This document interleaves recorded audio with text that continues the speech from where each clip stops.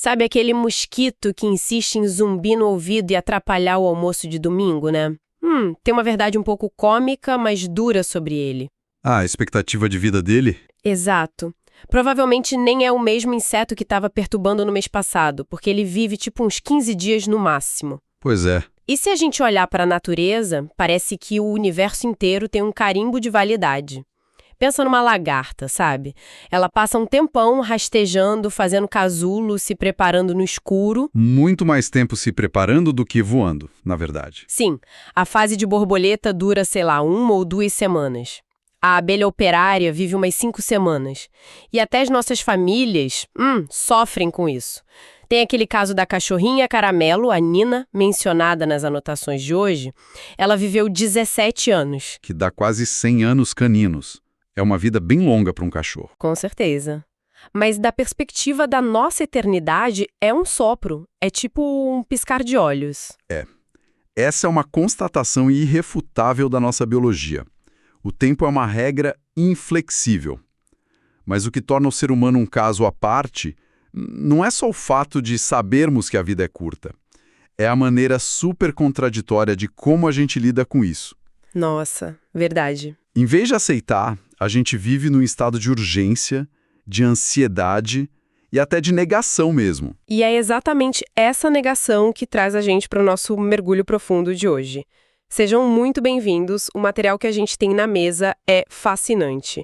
Nós vamos analisar a fundo a pregação feita lá na Igreja Presbiteriana do Campo Grande, em Campinas. Isso, pelo seminarista Henrique Moreira. Exatamente. A mensagem aconteceu no dia 12 de abril de 2026. O título é Deus governa o amanhã que tentamos controlar, baseada lá em Tiago 4, dos versículos 13 a 17. A nossa missão hoje é dissecar essa guerra invisível que acontece na cabeça da gente. Aquela batalha entre o eu vou fazer e o se Deus quiser. Isso. E para a gente extrair o máximo disso, qual é a lente que a gente precisa usar para olhar para esse texto? Bom, primeiro a gente precisa entender que a carta de Tiago é literatura de sabedoria. Não é só um conjunto de regrinhas morais do primeiro século, sabe? A sabedoria funciona observando as leis de causa e efeito da vida. É tipo um diagnóstico da alma humana. E é por isso que um texto de 2000 anos atrás consegue descrever com uma precisão cirúrgica a ansiedade de, sei lá, um influenciador digital hoje. Sensacional. O texto percebe que o peso da vida não é só o tempo curto, mas a incerteza absoluta do amanhã. Ok, então vamos desempacotar isso, porque tem um paradoxo enorme aí, né? Se a vida é tão curta e a gente não faz a menor ideia do que vai rolar na terça-feira que vem, o lógico seria viver com mais leveza. Seria o lógico. Mas a reação da humanidade é oposta. A incerteza gera um pânico que empurra a gente para tentar controlar, de forma obsessiva, cada detalhezinho do futuro. A gente quer deixar um legado de qualquer jeito. A raiz dessa obsessão é um mecanismo de defesa bem antigo. O Henrique menciona a história da Torre de Babel lá em Gênesis 11. Ah, sim, clássica. Eles tinham descoberto a tecnologia dos tijolos cozidos e do betume. Eles se uniram, mas não para fazer um abrigo seguro. A ideia era construir uma torre para tocar os céus e, como diz o texto, tornar célebre o próprio nome. Era a humanidade dizendo que não precisava mais do Criador. Tipo, nós temos a tecnologia, a gente dita as regras agora. Exato. Era um monumento à independência. Gente, e isso é tão atual que assusta. A gente olha para Babel e pensa num povo empilhando barro. Mas a nossa dinâmica de hoje é igualzinha, a gente só, atualizou a tecnologia. Sem dúvida. Hoje, a nossa Torre de Babel é a busca cega por lucros numa empresa. Ou aquela viagem perfeita nas redes sociais que a pessoa nem curte a viagem, ela quer garantir os views. É o status, né? Sim, e tem um romantismo perigoso quando alguém muda de cidade ou de país achando que o sucesso está garantido só pela força do próprio braço. Como se o esforço por si só fosse obrigar a vida a dar certo. O que nos leva ao cerne do problema apontado lá em Tiago, que é o mito da autossuficiência. Essa ilusão de que a vida é uma planilha matemática e que o trabalho duro garante o controle do universo. Mas peraí, eu preciso fazer uma pergunta bem prática. Planejar não é bom? Ah, sim, claro. Tipo, se ninguém fizer orçamento, se o engenheiro não calcular a ponte, o mundo acaba. Quando é que o planejamento cruza essa linha e vira arrogância espiritual? Essa é a linha tênue onde a maioria cai. E Tiago 4, versículo 13, mostra isso perfeitamente. O problema não é o ato de planejar. O texto fala de pessoas dizendo, hoje ou amanhã iremos para tal cidade, passaremos um ano, faremos negócios e teremos lucros. A logística parece normal. Parece normal, mas a falha está na atitude interna. Eles definiram o tempo, o local, a duração e o resultado como se fossem garantias inquebráveis. Eles literalmente expulsaram Deus da sala de reuniões. Ah, entendi. O planejamento, que devia ser responsabilidade, vira um manifesto de controle. É olhar para a planilha e dizer, o universo me obedece agora. Nossa! A pessoa acha que é o diretor, o roteirista e o ator principal do filme e esquece que o cinema pode pegar fogo. A pregação traz 2 exemplos muito bons dessa ilusão moderna. Um é do Jim Carrey, sabe? Lembro. Uma frase muito forte. Ele diz tipo, todo mundo deveria ficar rico e famoso para ver que isso não é a resposta. É o relato de alguém que chegou no topo da sua torre de Babel e viu que o céu continua longe. Ilustra bem o vazio dessa autossuficiência. Mas tem uma segunda citação que aprofunda mais isso, mostrando o auto-engano. Ah, do Danilo Gentili, né? Isso. Numa entrevista, ele disse que trabalhou como se Deus não existisse, mas tinha certeza de que se Deus não abençoasse, tudo seria em vão. Sabe que muita gente bateria palma pra essa frase. Soa como muita dedicação. Tipo, trabalhando duro e ainda dando mérito pra Deus no final. Pois é, parece humilde, mas se você dissecar a lógica como o sermão faz, você encontra uma teologia bem doente ali. Como assim? Bom, afirmar que as horas de suor, as decisões, a forma de tratar os colegas, que tudo isso foi feito como se Deus não existisse, é viver um universo completamente fechado e secular. Uhum. Aí, no instante final, você exige que o Deus que você ignorou carimbe a sua vitória. É como um jogador que falta no treino, desrespeita o técnico, joga mal a temporada toda e quando faz um gol na sorte, aponta o dedo para o céu. Gente, é exatamente isso. A prática grita independência, mas na hora de levantar a taça, terceiriza o mérito. Reduz Deus a um despachante, né? Que só carimba o sucesso no fim do expediente. Perfeito. O contraponto a isso que aparece no livro de Efésios, capítulo 6, é que a gente deve fazer tudo como ao Senhor. A governança de Deus não é um evento no final. É o ambiente onde a jornada inteira acontece. Totalmente diferente. E para provar essa soberania, o material nos leva para a crucificação. Os fariseus achavam que estavam no controle total. Manipularam tudo, subornaram, planejaram o julgamento. Deu o resultado que queriam. Jesus na cruz. Isso. Mas Atos revela depois que toda essa malícia humana e essa aparente vitória deles seguiu passo a passo o plano de Deus. A ilusão de controle dos fariseus foi um instrumento para executar a vontade divina. Espera, se a gente pensar por esse lado, o cenário muda.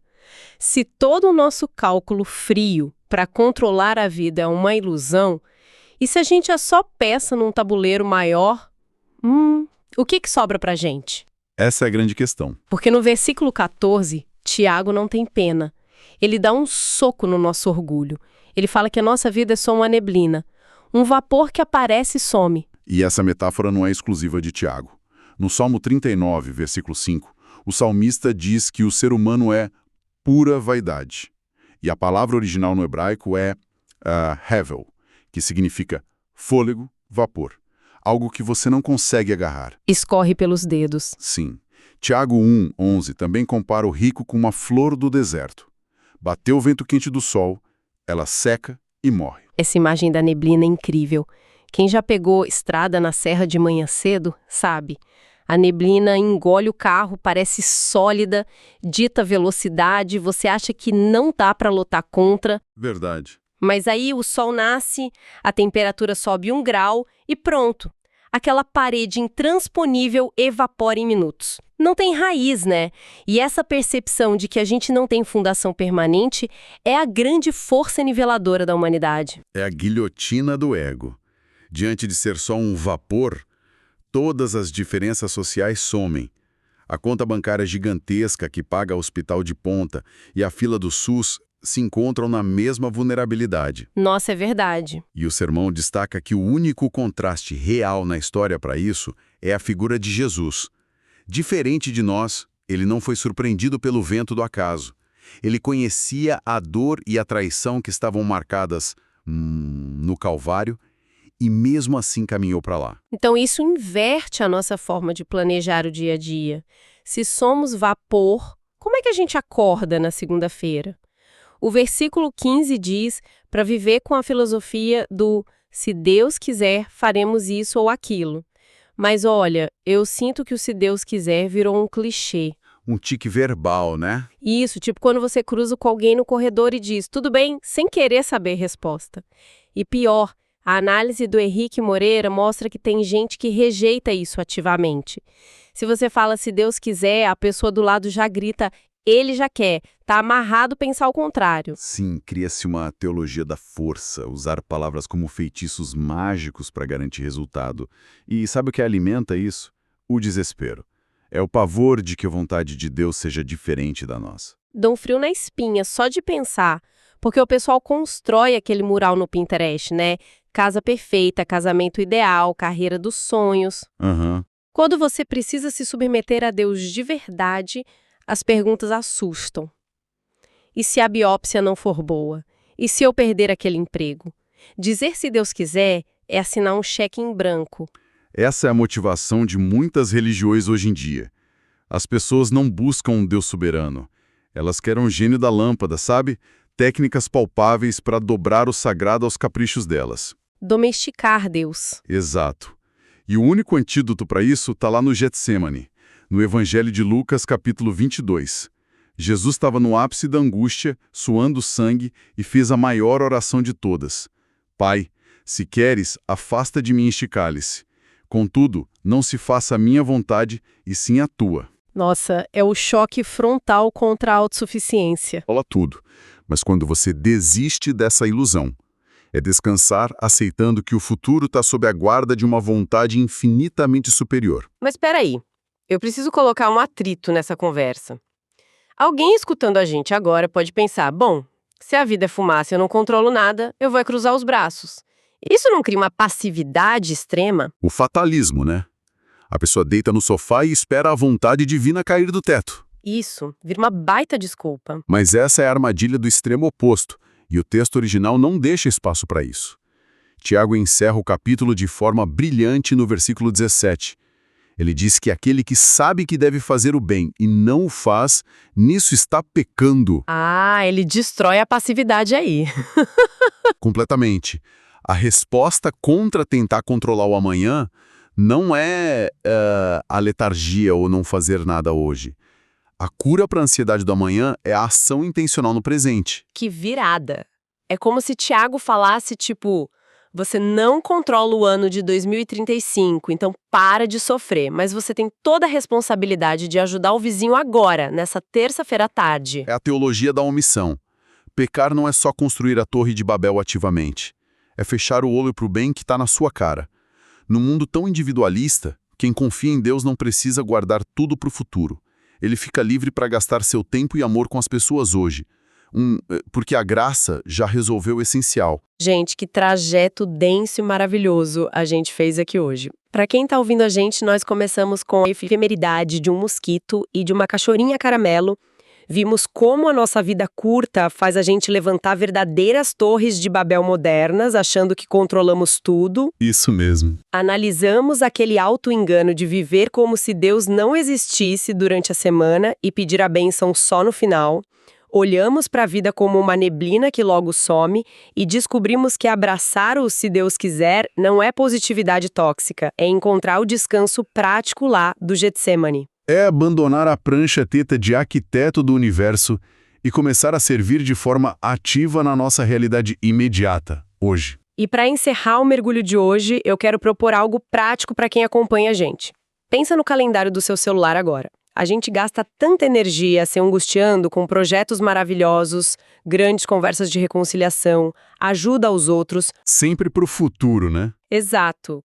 Quando o tempo sobrar, quando acabar a dívida, quando for sexta-feira. E enquanto a nossa mente fica presa nesse amanhã que a gente nem tem, o Tiago está provocando a gente. Se a gente tirar o olho desse horizonte imaginário, qual é aquele bem simples, urgente, tipo uma ligação para um amigo, um favor prático, que está implorando por ação hoje?